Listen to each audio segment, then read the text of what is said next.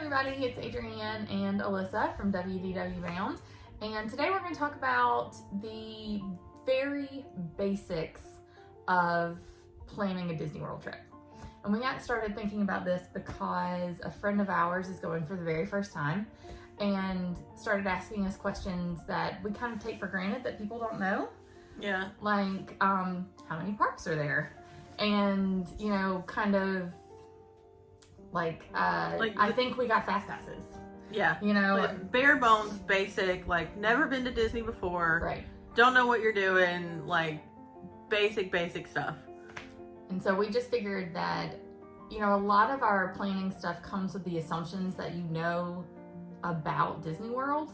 And so maybe it would be helpful to talk a little bit about the very, very basics. Yeah. So Disney 101. Right. Put a rainbow right there. The more you know. Yeah, the more you know. The more you know. All right, so let's get started. So talking about like the very, very basics, a lot of the question that we get the most is when should you go? And, you know, we have a crowd calendar on WDW Bound. There's crowd calendars out everywhere. So it's kind of important to know when you should go, when you shouldn't go. Some of our favorite times, I feel like, are the beginning of September. Mm-hmm. Well, like right after Labor Day. The week after Labor Day is really good. We go then a lot because my daughter's birthday is the week after Labor Day. So, January's great. That's when we're recording this right now, is in January, and on my Time Hop, I don't know if it's showing up on yours, but like my when time I went in like 2016. Yeah. Our little January trip. It was fantastic. And the weather was actually really cold then, which we weren't expecting. Like, I think we had to buy blankets and jackets. Yeah. When we were down there. It's the same weather that, like, the same cold snap that they're having right now. Right. Because it was, like, super windy and, like, 35 degrees in the morning. And you're just not prepared for that when you go to Florida. Right. Yeah. I don't think we'd, like, pack shorts or anything. I think we were No. smart enough to bring jeans and, like, long pants. But it was really cold. So we love September. We love January. Like, the first, second weeks of December are really good. Basically, if kids are in school, it's a good time to go. Yeah. And we went the sort of the first week of October, and it was really good. But you have to avoid the holiday weekends, because what we ended up experiencing was when we left, we got there on October 6th, and it was perfect up until about Thursday, because the following Monday was Columbus Day. Right. And so by Thursday, everybody was coming in for the holiday weekend. Right, for the fall breaks and it got crazy busy. So that's another thing that you have to take into account, is the holiday weekends, unless you can't help it. Right. So if you can help it, it's best to avoid those weekends, because that's when all the locals come out. That's when people come out for the long weekends, and it can get exponentially more crowded. Right. And other things that, of course, we've put in our crowd calendar are, like, during the early spring months, you get a lot of field trips from schools. You get, like, those band, choral, strings, things, marathon weekends. Right, marathon weekends are crazy. However, I will say that if you plan it correctly on a marathon weekend, like, if the marathon is in Epcot, like, go to Magic Kingdom.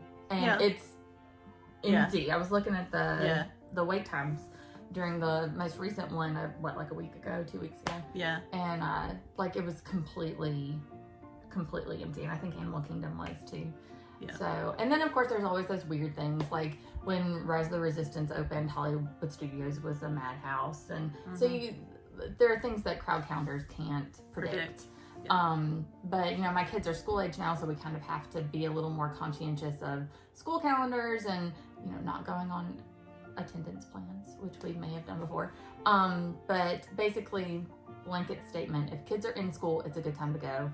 If they're out of school, it's going to be busy. So just be prepared for that. We have a lot of things on the website about how to navigate busy times and kind of get around those things, but it's going to be busy, and you just have to be prepared for something you have to factor in. Right, exactly. So the next one that we get this question a lot is deciding on your resort, or whether or not you're going to stay on property versus off property. So there's lots of pros and cons, which we'll get into in just a little bit, but that's another thing that we get a lot of those questions about, kind of what are the pros and cons and that kind of thing. And there are lots of them. And it's easy to get spoiled when you stay on resort a lot, but there's lots of pros to staying off resort too, mainly the financial, the cost of it. But Disney has designed it so that it is beneficial for you to stay on property. You get, obviously there's transportation, they've got buses, they've got boats, they've got monorails, they've got the Skyliner that just opened. So that's a benefit of staying on property, is not having to use your own car, not having to rent a car if you're staying off property and you've flown in. Also, like the Fastpass system is set up for staying on property because you get to choose your Fastpasses at 60 days as opposed to 30 days.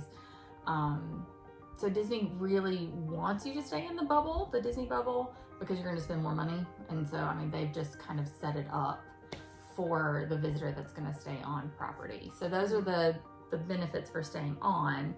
Off, obviously, cost is the biggest one that I can think of.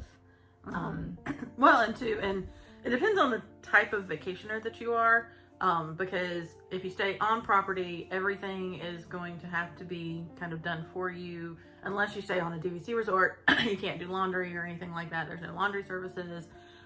You have to eat out for every meal, whereas the perks of staying off property is if you rent like a 2 or 3 bedroom condo, you'll get a kitchen, you know, with a laundry room and all that kind of stuff, so you can feel more at home. So it just kind of depends on the type of vacationer that you are. Right. And we've done both. We've stayed on and off property. At this point, I definitely prefer on. I think if you have really small kids, it's better to stay on because it's easier to take those breaks during the day. But we've enjoyed off. We've enjoyed off property too. And it's good for multi-families too, Right. because we stayed in a 3-bedroom condo, and when we had, it was like 8 of us at the time or something like that, and so we were all able to have our own bedrooms and our own bathrooms. Right. That's a big deal. So we've done both. We enjoy both. So it's just, like I said, it's just kind of depending on what kind of you're looking for in a vacation. And I can imagine that families with older kids, teens, it would be beneficial to stay off property for the larger amount of space, because a 1-bedroom, 2-bedroom villa at Disney is going to cost a ridiculous amount of money. Ooh, yeah. And so, you know, teenagers just kind of need that space. And so I can imagine that it would be cost beneficial and just like family dynamic beneficial, because even now my kids at 9 and 6 are starting to get tired of each other and they don't want to share a bed anymore. So even now we're looking at the resorts on property that have the pull down Murphy bed for the 5th person so that they can sleep separately. And And staying off property too is good for, even for littles too, and for like the same thing, the space, because I remember when we stayed off property when Melanie was 2, and she was still napping, and so we were able to put her in a bedroom, shut the door, put on the sound machine, and she was able to nap in the middle of the day. So it really helped as far as that is concerned. So there's, again, the whole personal space because even thing. now, like my kids, you know, go to bed pretty early, so they're in bed by like 7, 8 o'clock. Even at Disney, we don't keep them up super late if we don't have to. And so that means if we're staying in a studio bedroom or a studio room, like we have to go to bed when they go to bed. Yeah. And that's, you know, not always fun. Yeah. So anyway, so we'll get into more of that. We'll share our opinions on that later. But park tickets too is another question that we get, or parks themselves and the park tickets that go along with them. So there's 4 total parks: Magic Kingdom, Animal Kingdom, Hollywood Studios, and Epcot. And then there's 2 water parks, Blizzard Beach and Typhoon Lagoon. They also have the miniature golf, right, which isn't a park, but I mean it's something else that's its own property. Yeah. But the 4 parks make up Walt Disney World. So when you're going to Walt Disney World, you're not necessarily going to Magic Kingdom or Epcot or Hollywood Studios or Animal Kingdom. When we say, hey, we're going to Orlando, we're going to Walt Disney World, it means those 4 parks.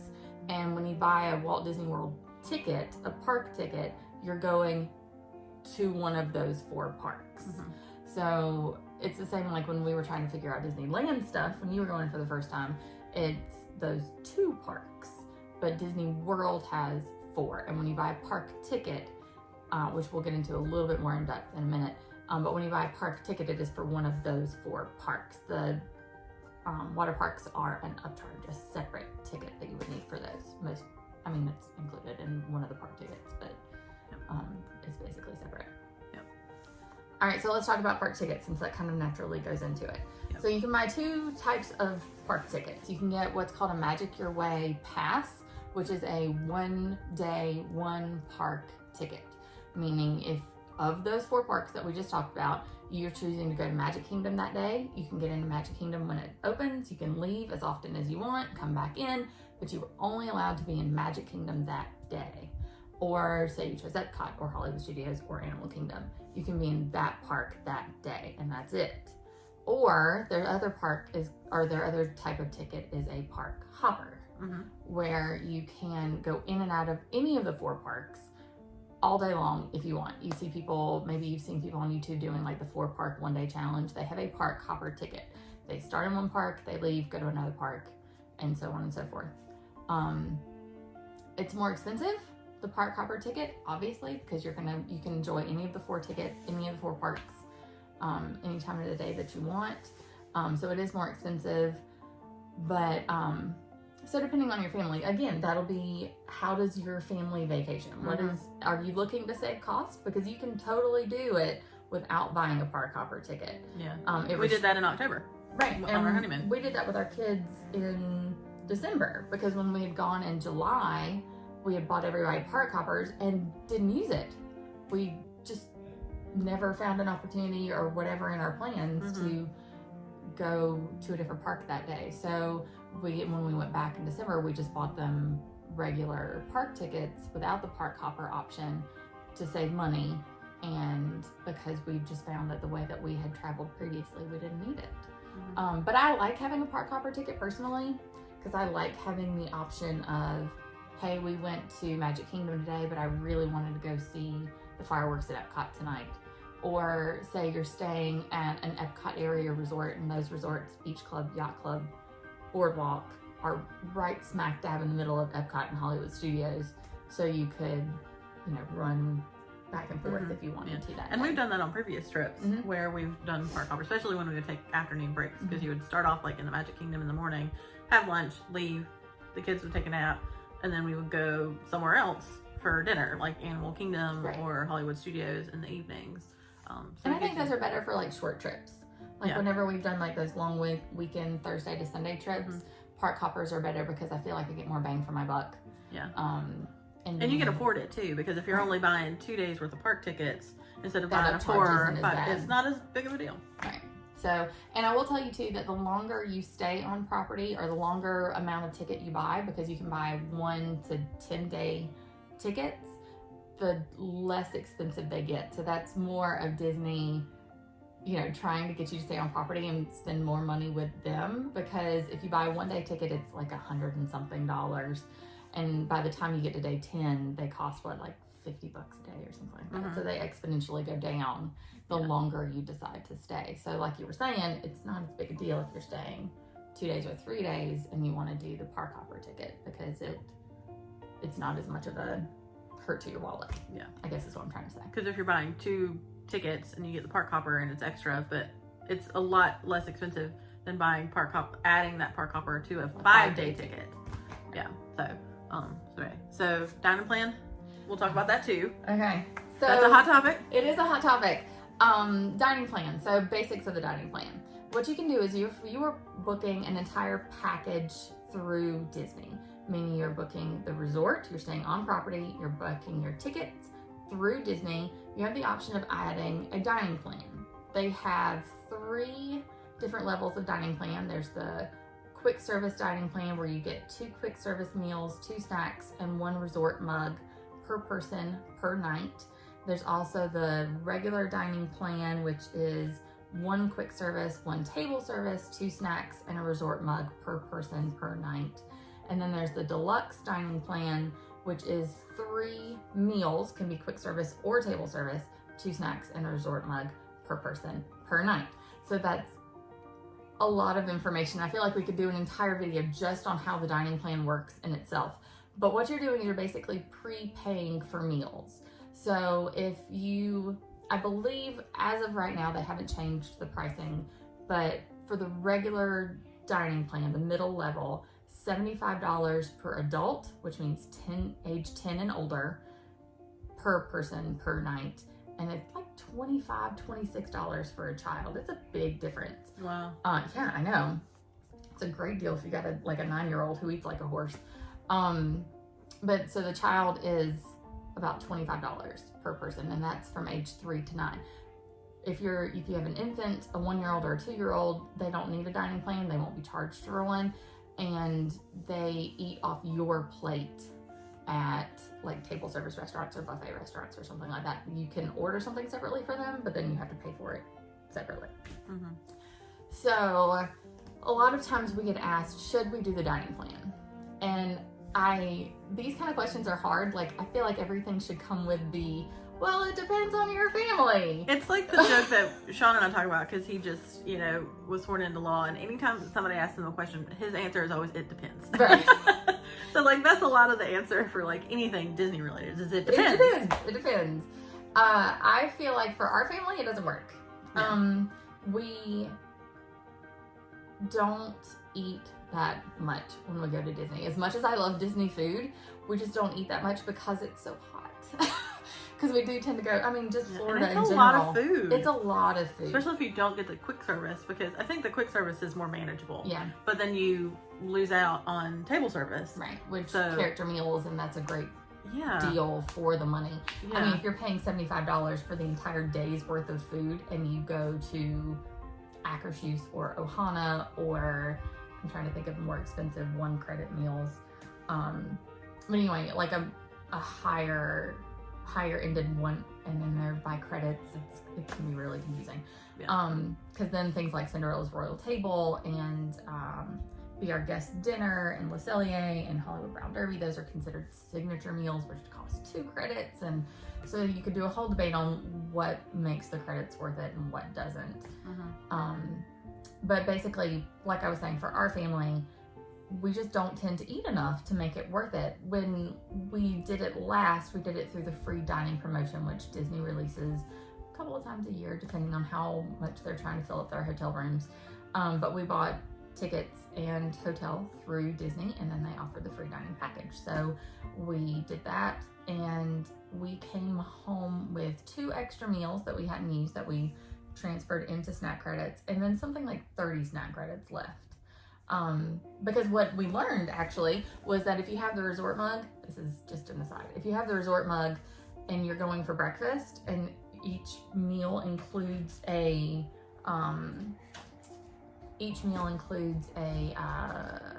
drink. So if you choose not to get the drink, what happens is they say, well, then would you like a snack instead?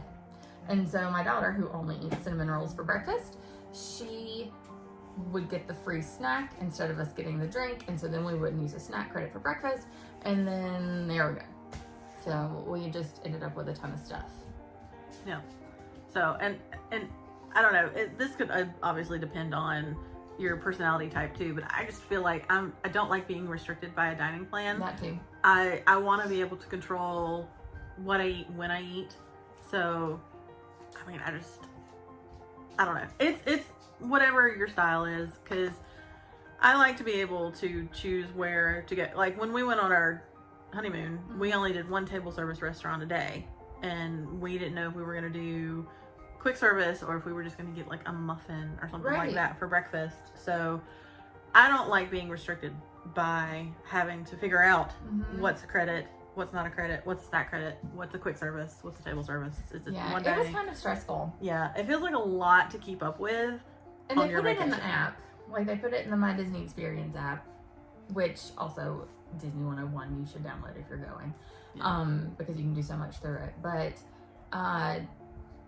it was a lot to keep up with, and it was automatic in how they deducted our credits, but it was just very stressful in, like, I'll just give an example. My husband bought a refillable popcorn bucket, and you can have it refilled for $2 or a snack credit.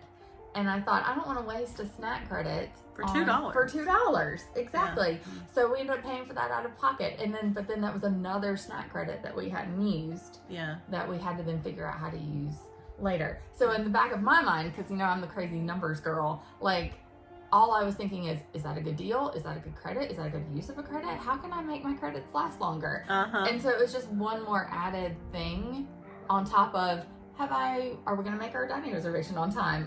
What Fastpasses are we using today? So it's just one more thing to add and made it feel less like a vacation and more like another added stress. Whereas some people love the dining plan because then they think everything's prepaid, I don't have to worry about it, and so it makes it feel more like a vacation for them. So that's why we go back to it depends. On your family. So tell them about, and we'll stop bashing the dining plan. Right, yeah, I'm not bashing it, I'm really not, because if they give it to me free and I would do it. Yeah, so tell them about your experience last time when you were on the dining plan at Via Napoli. Oh, okay, so that wasn't really a dining plan, that was a dining package. Oh, okay. But I have heard from people and experienced myself through booking a dining package that if you have something that is prepaid, then the servers, no, I'm not bashing cast members at all, but we have gone to this particular restaurant, and I'm not going to name it, but we've gone to this particular restaurant multiple times, and this was the first time we had ever gone with a prepaid meal, and our service was significantly different. We waited much longer for our food. Our server did not come to check on us or give us refills as often as we'd had it in previous times.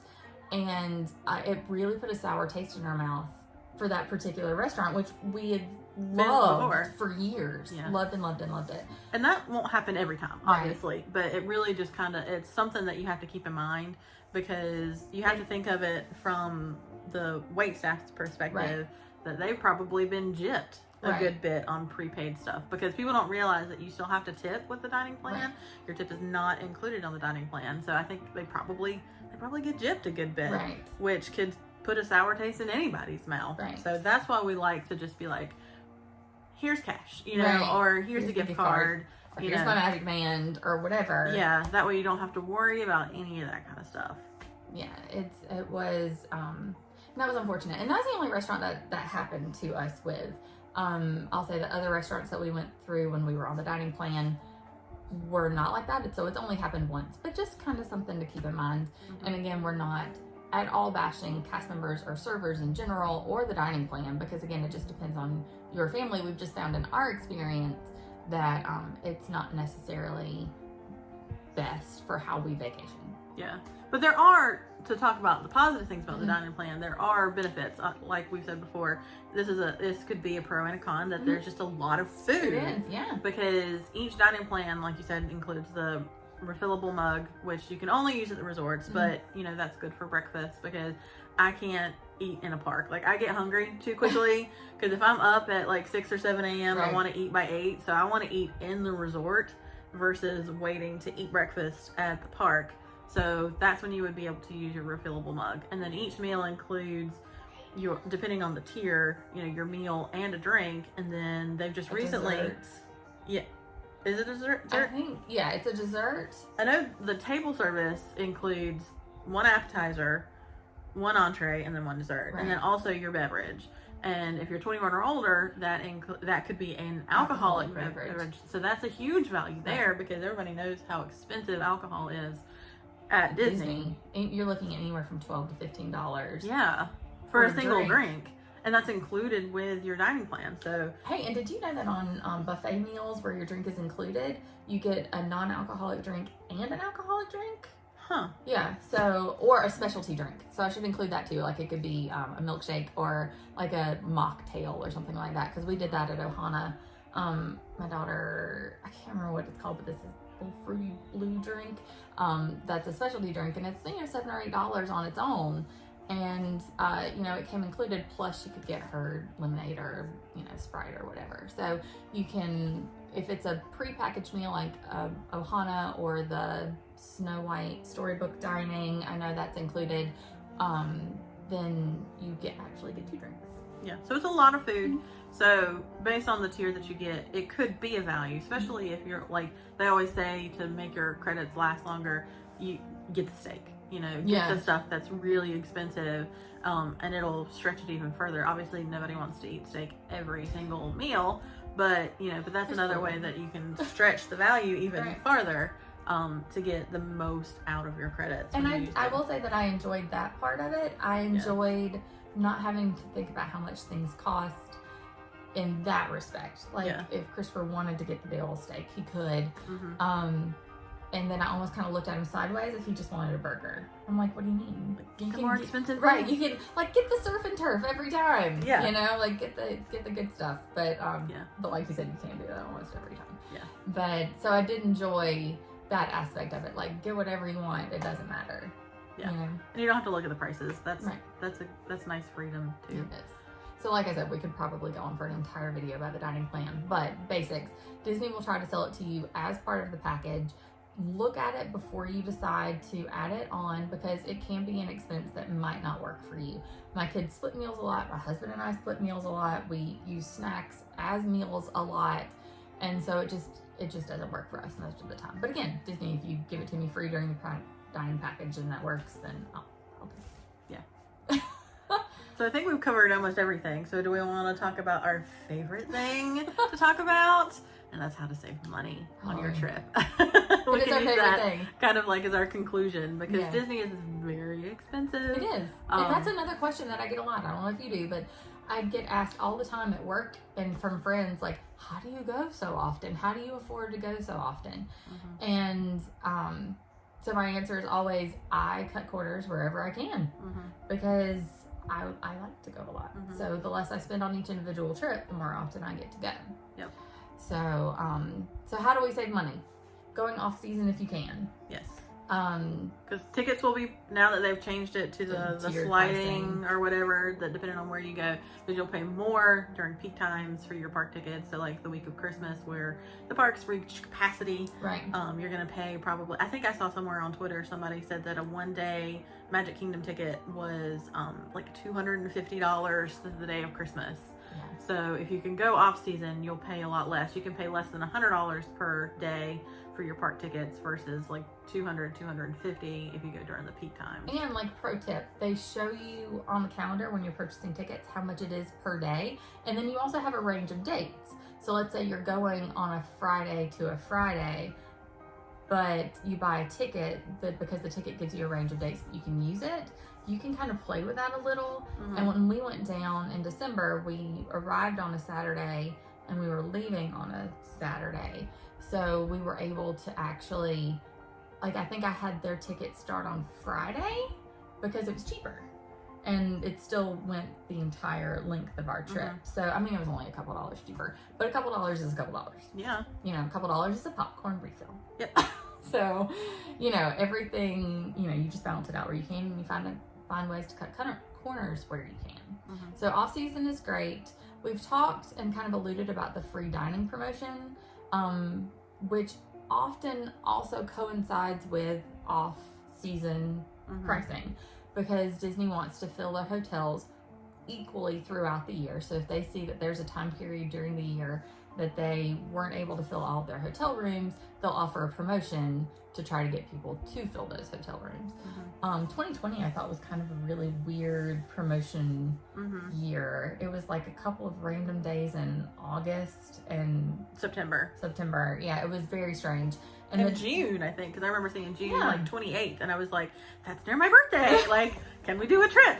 Yeah, so it's kind of I think they look at the analytics from years past and decide when they're lowest. And it used to be more consistent, Mm-hmm. from what I understand. Like always like September, October-ish. Yeah, and then they did the free dining before Galaxy's Edge Mhm. opened to try to get people to go then, Before. rather than when everybody else was going to flood the parks. Right. Once Because Galaxy's they knew Edge people opened. were waiting for Galaxy's Edge to open, so they did the promotion beforehand to try to fill those hotel rooms. And it worked because that's when we booked ours.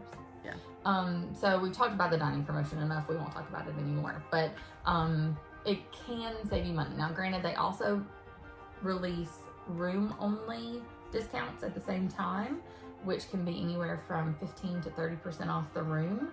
And so we always say do the Disney math, break it down, see what you're going to, where you're going to use it and what works best for you. We'll link, there's a website that we use, is it Diz Trip Planner? Is that the one where you can input all of your meals and it'll give you an estimate of how much you're going to spend? Or you can just Google Disney Dining Plan Calculator. Yeah. And you can find, there's probably at least 2 or 3 out there that you can use, and you can figure it out from there. Yeah, and that's how I usually make my budget too, is like I always go to that website and see okay, if we're going to eat at these 3 sit-down restaurants, and I know we're going to go to these specific quick service, and then I just kind of fill in where we are, and that gives me a good idea of how much money to put back to. We're big budgeters around here, so Yeah. that helps. Yeah. All right, so what about how can you get discounts on gift cards? So you can get that a couple different ways, depending on what's available in your area. Target Red Card. If you use the Target Red Card, you can get 5% off of any gift card. So not just Disney, but that's just a promotion that they do. And then you can also, if you've got a Sam's Club, you can get discounted gift cards from Sam's. Also do the math, because it will vary based on location, what percentage it will be as far as the savings. I've noticed anywhere between 3% and 5% discount, depending on the quantity of gift cards that you get and the amount of the actual gift card. Because I've noticed that you get a bigger discount on like the $50 gift cards as opposed to like the $150 or the $500 gift cards. Yeah. And it can be tedious, because this is what we did for the honeymoon, and I was like, if it was any other situation, I probably wouldn't bother with this, but we found at our local Sam's that the $75, where it's $25, three $25 gift cards was the largest percentage of discount. And so I think we bought like 10 of them. Yeah. Like, we bought so many, and I just spent an evening in front of the TV just scratching them off, combining them, and then like narrowing it down to one. That way, but now that was super tedious, and I don't ever want to have them do it again. Right, but I did the same thing. If it saves you, you know, $30, you know, yeah, it's a quick service meal for a family. Yeah, it's a quick service. Yeah, and you can use the gift cards anywhere. You can use them for food, drinks, merchandise, anywhere on Disney property. The only thing that I would hazard to say that maybe not everywhere you can use it is Disney Springs, because and Boardwalk, because it depends on if they have a card reader. Because there was a couple kiosks that we experienced did not have card readers, so it was pretty much cash only. And then there are some restaurants. What was the restaurant at Disney Springs that just recently announced that they're no longer accepting the dining plan or discount? I don't know. Somewhere in Disney Springs, like, they either don't take gift cards or they don't take the dining plan anymore. Something happened and it was drama. I don't remember what it was. But so that's something to keep in mind too, is that, you know, I always take the majority. I take of gift cards because I know that I can use those at table service, and you can do your tips with Disney gift cards. So it's pretty much just like having cash. Or if you're staying on property, you can also charge everything to your room with a magic band, and then just go to the front desk and make sure you do it before midnight, the night before you check out, and you can go and just pay everything off with your gift card. And we've talked, we alluded to kind of combining your gift cards. There's a website, it's Disney owned, but it's disneygiftcard.com. And it will let you input all of your gift cards and then transfer the balance to one or maybe two. We always keep two so that I have one and my husband has one in case we're split up for whatever reason. And we both have a way to pay for something. Because I always have this weird worry that like my magic band won't work or something. So I like to have a backup. Yeah. I like being able to keep up with the balance, because each time that you pay with a gift card, then you know exactly how much is left on that gift card. Yeah. Whereas on the Magic Band, I feel like that's kind of almost like the lottery, like where you're like, here you go, like, let's pay for it and worry about the bill later, you know. Which is, of course, Disney's intention, because they want you to spend more money. Exactly. But it also, on the My Disney Experience app, will show you your room charges. So you can see how much you've spent in that day. And I know that I've come home at the end of a long day in the parks and go, holy crap, we spent a lot of money today. So it's, like you said, it is kind of a crapshoot. So if you're looking to save money and keep yourself on a budget, then you might want to get multiple $100 gift cards and only take that in with you to the park, so that you know you're only allowed to spend what's on that gift card. That's great for the festivals. Yeah. Because we did that. We went to Food and Wine, and we had a gift card that had $100 on it. And we were like, we're not going to spend more than $100 at Food and Wine. Right. And so we were able to we didn't even spend half of that. Because we went. We always go in with these big intentions of all the things we're like, I want to try something from every booth, and then like we got maybe half of them done, and I was like, I'm tired, I'm full, like So in October it's pretty hot. Yeah. So and we even went after dark. Like we got there around like 6 or 7, and started right around kind of dusk. But by the end of it, I was done. Yeah. We got a lot accomplished and a lot ate, but like, you know, but anyway, that's not the point. Right. But the point is the gift cards not only are a good way to budget yourself. Yeah, they're a good way to budget. And so again, you can get them discounted, and then they can help you stay on your budget too, so that you don't overspend. Yep. And I've also heard if you're local to Florida, I think like either Kroger or Publix or something like that will run gift card discounts as well, or promotions or something like that. So always look out for those if you've got those as well. Right.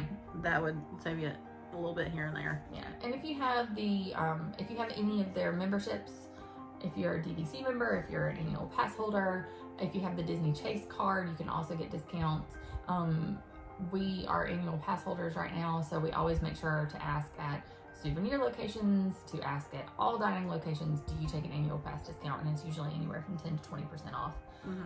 So that helps to save us a lot of money too. And not that we're big souvenir people, but like say we're buying snacks on the way home at Main Street Bakery or something like that, then their annual discount there is 20% off.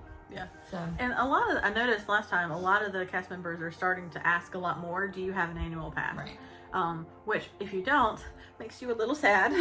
Because I experienced that at Disneyland, too, last year. Yeah. Everywhere I went, they said, do you have an annual pass? And I'm like, no, I'm from South Carolina. Like, I can't afford that. But I noticed that at a honeymoon, too, and I was like, no. Yeah. But thank you.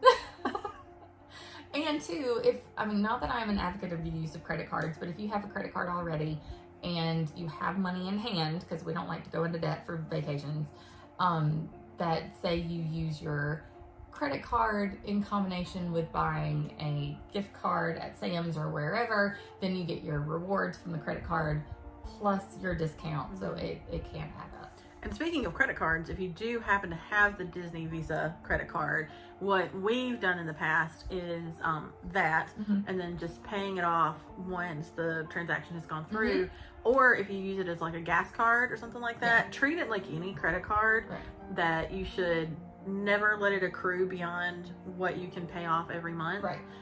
Because we use it as pretty much just a gas card. So, and you get, depending on the tier of Visa gift card that you have, whether it's Premier or not, you get like 1 or 2% off of each gas purchase or grocery purchase, and that goes towards your Disney rewards balance, which you can then cash out and take as a with Disney you gift card. as a Disney gift card, and you can take that. Because I think I had accrued for while we were saving up and doing that for the honeymoon, I think I had accrued like $150. Yeah. That just like that paid for our Ohana. Yeah. You know? And sometimes we've used Ebates. I think it's Rakuten or something. They changed their name recently. But sometimes they run promotions where you can get 4 to 5% back at particular retailers. And so then I will buy a Disney gift card through that, get the cash back, get the discount, use your credit card on top of that. And, you might get 10% off, which again, 10%, it doesn't seem like a lot, but it can add up. In Disney Vacation, if you do we'll talk about expensive, but when we did our free dining promotion, we booked at a deluxe resort. The entire package for a family of 4 was $5,000 for that week. So 10% off $5,000 is $500. That's a lot. It's a lot of money. So, we like I said, we save as much as we can where we can. Yeah. Okay, so some non-credit card ways of saving money or gift card ways. Bring your own food.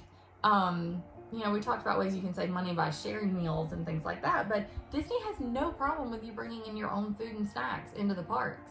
You can bring in your little park bag, throw in some goldfish, throw in some sandwiches, throw in some bottled water. I wouldn't recommend bottled water because you can get water free at the quick service locations. Yeah, but it's good. Or if you have those little refillable thermal, water bottles. Yeah, little water bottles. Then when you eat lunch, just get some water and then pour it in. Bring some Crystal Light packets or something if you don't like the taste of water. But there's, so there's a bunch of different ways that you can bring in your own food. The only thing that Disney won't let you bring in are like beer. Like you can't bring in your own alcohol or anything in a glass bottle. So, like no glass bottle Cokes or anything like that. And they cracked down on people bringing in coolers last year. Yeah. Last year? Was that last year? Year before? Something like that? Yeah. So you can't like take an ice box of like your whole meal. Like you can't bring in a lobster dinner in a, in a cooler full of ice. Like, But if you're bringing like peanut butter and jelly sandwiches or something like that, No problem. bags of chips, bottles of water, soda, anything like that, you can pack it and pack it and go. And so, I mean, that's a big savings. We've found that on average, our family of 4 spends anywhere between $35 and $50 just on a quick service meal. So, depending on how much we're eating at that particular And meal. sodas are really expensive too. So if you get a refillable water bottle and you just share that, or each one has their own. Right. That's why we like our park bags that have the little outside Mesh pocket. the mesh pocket. That way you can just stick that in there. And it's easy access, and then you're not paying $3, $4, $5 for a Sprite. Yes. You know, you can just drink your water because you're going to want to stay hydrated anyway. Right. Because it's hot. Because it's so hot. Yeah. All right. So Sam's Club, we talked about that, like, or other like big box stores. Costco. Right. Costco, BJ's. Right. They also sometimes offer travel discounts, and we know that Sam's, which is what we have locally here, offers tickets. You can actually get tickets. Costco does it too. We just don't have a Costco Oh, because okay. it's like an hour away. But so the Sam's, I think we did the Disney math, and if you're gonna do a park hopper ticket, and you already plan to do a park hopper ticket, anything from day 5 and greater, it's a better discount to buy through Sam's than it is to buy through Disney. Mm-hmm. If you're doing a shorter trip, 1 to 4 days, then just go ahead and buy it through Disney. It's not going to save you And then any get money. your gift cards at Sam's Right. and pay for your Pay for it tickets that way. with those gift cards. Exactly. See, we got this. If you want to save money, That's what we got did. you. It's what we do. That's why I bought 10 $75 gift cards. Because I wanted to buy the tickets, because we only bought like 3-day tickets because we had Mickey's Not So Scary Party, so you don't need a park ticket for that. Right. And so we only had like 3 days where we needed park tickets, so we were like, yep. Yeah. So it's just all about, it seems like a lot of work, right? And it is, but we enjoy this kind of work because we're weird. So And it's worth it to us. It is. It's worth it to us because, I mean, we're big Disney fans. We want to go as often as we can. So the more money that we can save, the more often we get to go, like I said already. All right, so let's kind of recap really quickly about all the things that we've talked about today. Okay. All right, so number of parks, there's 4. Yep. Magic Kingdom, Animal Kingdom, Epcot, and Hollywood Studios. Look at a crowd calendar to see when is the best time for you and your family to Look go. at multiple crowd Yes, calendars. because we can be wrong. And the more information that you can get, the better you will be prepared for whatever you're going to see when you get down there. Mhm. So 4 regular parks, 2 water parks, like 30-something resorts. Oh, we didn't even talk about resorts. In Disney Springs, we didn't talk about In Disney Springs. So quick recap about resorts. They have 3 levels: value, moderates, and deluxes. Values are going to be the least expensive. There's 5 of those. There's moderates, and I think there's also 5 moderates. I have no idea. Let's see, Port Orleans, French Quarter, Riverside, Caribbean Beach, Coronado. What am I forgetting? I don't know. Oh, Fort Wilderness. Oh, there you go. The cabins at Fort Wilderness are considered a moderate. And then there's deluxes, which are the rest. And also DVC, and we didn't even talk about DVC, and we'll get there in a little bit. Disney Vacation Club. We should Maybe do a not. video. That should be a whole That'll other, be a whole other that's a video whole other too. video. But it's one of our tips in saving money. Renting DVC. Renting DVC. So 4 parks, 2 water parks, over 30 resorts, different levels, dining plan, 3 levels, quick service, regular dining, deluxe dining, staying on property versus staying off property, and the pros and cons of both of those, park tickets, 1 day per park tickets, and 4 parks per day park hopper tickets, and our saving money tips. Yeah. And I think that's it. Mm-hmm. I mean, this is only like a 45-minute video. Yeah. There's a lot though. And that's kind of to sum it all up. Planning a Walt Disney World trip for the very first time can be very overwhelming. Mm-hmm. We love on WDW Bound to share our tips and our tricks and the things that we've learned, because we learn something new literally every single time we go. But if you're still uncomfortable with that, we have travel planners, travel agents that we know personally and that we can recommend to you. We don't have any sort of relationship with them monetarily or anything. We just are friends with them and know some really good travel agents, and they can help you a lot too. And so that can kind of help you to kind of break it down where you need to go. We also on our website have a step-by-step guide, which is, I think, 6 questions that you need to ask yourself and ask your family before you sit down and actually book your trip, because that will help you a lot in planning the best trip for your family, which is the whole point of our website and our channel. Is we love Disney. We want you to love Disney or Disney World. And if you are going into it blind, you will most likely not enjoy your trip. Yeah. And we've heard a lot of complaints, we get a lot of questions, and we've heard a lot of people come back and go, it was absolutely miserable. We didn't know it was going to be like this. It's not Six Flags. It's not your regular theme park. It's a lot more complicated, and it's not like Disneyland. If you're a Disneyland person, it doesn't necessarily Totally transfer. different. Yeah. So, which is good and bad. Right. I mean, they both have their pros and cons too. Yeah. That's all of the video as well. But we just want you to go in fully knowing what it's going to be like. It is fantastic. It is magical. It is the most magical place on earth, where dreams come true. The whole cliched thing. It's fantastic. You will come home with the Disney blues. Yes. But so we just want you as a viewer, you as a reader, to see what we see and to enjoy it in the way that we enjoy it, because there really is no other place on earth like Walt Disney World. Yeah. And I feel so goofy saying that sometimes, but you know, it's my happy place. Yeah. It's heart medicine. It really like is. Without actually having a heart condition, like it makes you happy. It does. It makes you happy. I've never visited any other place in my entire 37 years on this planet where the mentality of the people that work there is really truly to make sure that you have the best time possible. It really is best day ever, every time. But you have to be prepared for it. So it requires planning. It does. It requires planning. But you know, my type of personality enjoys that. So it's okay. All right. I think we've talked enough. If you have more questions, please leave them in the comments below. What have we forgotten? What did we miss? What other questions do you have? What other tips do you have? Please let us know in the comments, and other viewers, let them know as well. We thank you for watching, and we will see you next time. Hey guys, I'm just popping back on solo because Alyssa and I realized during the process of editing this video that we forgot to talk about Fastpasses, like completely. We talked about it a little bit at the beginning and then forgot to go in depth about them. So we're gonna record another video specifically about Fastpasses to go up next. And if you have any specific questions about Fastpasses or what attractions we recommend for Fastpasses, or the changes that are coming up here in the next couple of weeks regarding Hollywood Studios, then go ahead and leave those in the comments below as well, and we'll make sure that we address those then.